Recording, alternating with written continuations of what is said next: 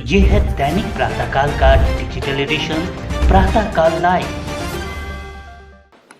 सन्मान्य राहुल कुलजींनी जो मुद्दा उपस्थित केला की सोशल मीडिया प्लॅटफॉर्मचा उपयोग करून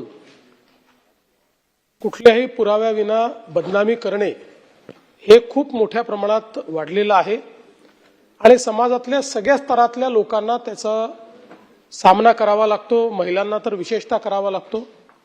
आणि म्हणून या संदर्भात कायद्यामध्ये काही बदल किंवा तरतूद करता येईल का हे पडताळून पाहण्याकरता राज्याचे जे डीजी आहेत त्यांच्या अध्यक्षतेखाली एक कमिटी तयार करण्यात येईल आणि त्यांच्या रिकमेंडेशन प्रमाणे पुढची कारवाई केली जाईल। या संदर्भात मुख्यमंत्री महोदय एकच सजेशन असं आहे की इन्फॉर्मेशन टेक्नॉलॉजी ऍक्ट खाली सेक्शन 66A मला वाटतं त्यावेळेला असं डेफर्मेटरी काहीही आपण इंटरनेटवर टाकलं तर यापूर्वी अरेस्ट करायची तरतूद होती, त्यानंतर ती आपण शिथिल केली आणि ती प्रोव्हिजन आपण काढली।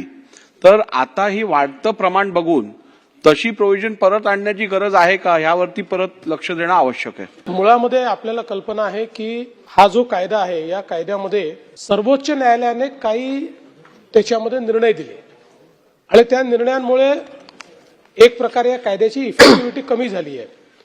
दुसरं, पूर्वी IT ऍक्ट सोबत आपण IPC किंवा आताचा BNS लावायचो, तेही आता लावता येत नाही, त्याच्याही संदर्भात सुप्रीम कोर्टाने आणि म्हणून आता याला कायदेशीर इंटरव्हेन्शन हेच आवश्यक आहे। त्यामुळे आपण जसं सांगितलं तेही या समितीच्या कार्यकक्षेत देऊन आपल्याला स्टेट ऍक्ट, स्टेट अमेंडमेंट जे काही करता येईल त्या संदर्भात ते करण्याचा प्रयत्न करू।